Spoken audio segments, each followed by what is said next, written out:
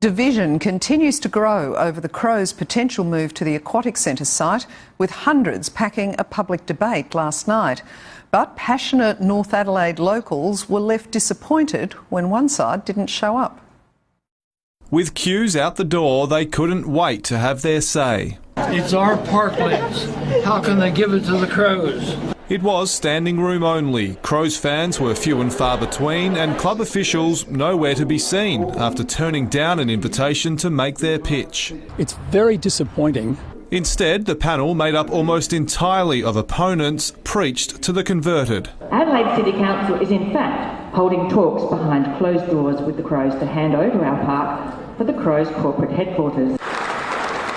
But SA footy great Graham Corn says it'd be a win-win for the club and the community. This is an ideal solution for the problem they've got there at North Adelaide, and they do have a problem. It's an ageing, decrepit facility. If you stand in the way of progress, you're going to be crushed by it. This is not about NIMBYs in North Adelaide. This is much, much bigger than that. We're talking about a world-unique National Heritage listed asset. Many businesses here in North Adelaide are desperately hoping this pipe dream becomes a reality. In fact, they're banking on it. They say having the Crows move in would breathe some much-needed new life into O'Connell Street.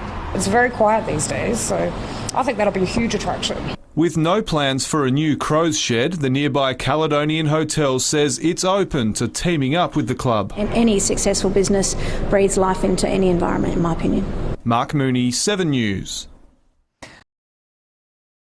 There have been bizarre scenes at a public forum held to discuss the Adelaide Football Club's plan to move its headquarters to the Aquatic Centre site.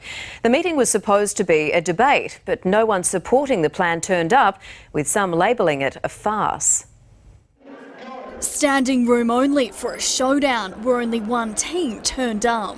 We don't have 3 speakers for one of the sides, and that is a shame. The debate organised by the Parklands Preservation Association, which is trying to stop the Adelaide Crows' plans for a new HQ. But they claim they couldn't find anyone to speak in support for the proposal, instead using cutouts and reading articles from high-profile journalists. I'm putting their case.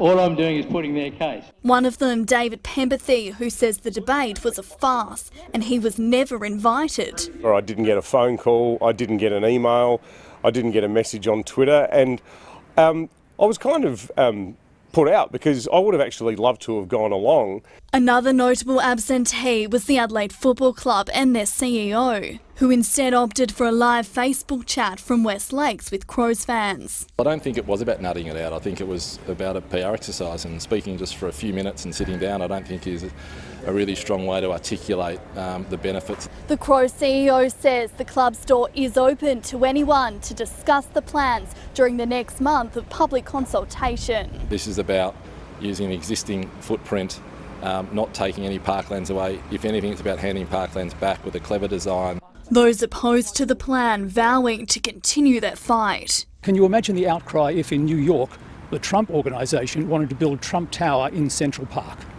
It would be laughed out of court. It's ridiculous. Why would we allow a huge corporation to put their headquarters in the world's only city in a park? Sam Oakley, 9 News. Hundreds of people have turned out for a heated debate over the Crows' plan to develop North Adelaide's Aquatic Centre.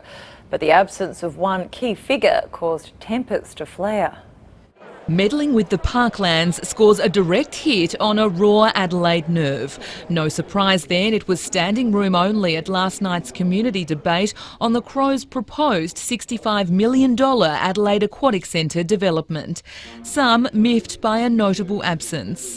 Where are you, Crows? CEO Mr Fagan. Responding today, I think it was about a PR exercise, and speaking just for a few minutes and sitting down I don't think is a really strong way to articulate the benefits that this proposal can bring. So with all of the stakeholder groups, including the Parklands Association, I've encouraged them to come and meet with us. Flying the flag for the development, former Liberal Deputy Premier Graham Ingerson. Their proposal to me is exciting, futuristic, and will have massive community support from their current supporter base, and that exists right across metropolitan Adelaide. The area of Parklands are named after former Olympic swimmer Denise Norton. She's strongly against the proposal and was last night represented by her daughter, Ingrid Wangle. You seem to think our parklands are a potential commercial development site. We disagree. They are not. The debate, part of Adelaide City Council's community consultation on the proposal, which ends on the 11th of March. If last night's the gauge, this will remain a fiercely contested battle. If the Crows get the aquatic centre, then perhaps Port Adelaide Football Club could take over the Festival Theatre. The proposal will produce a good outcome for the Adelaide community. So it seems to me we ought to just let it happen. Gertie Etzikovsky for 10 News First.